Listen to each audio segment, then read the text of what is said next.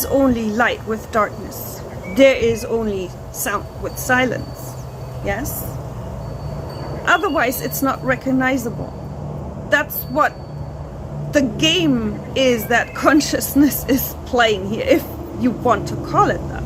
It's a play of light and dark and all shades of gray in between. You can only see colors with the light and darkness, yes? Otherwise, there are no colors.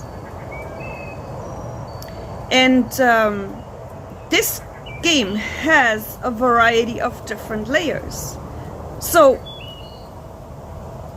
in that sense, every body, being, energy, whatever it is out there, is part of this game of consciousness.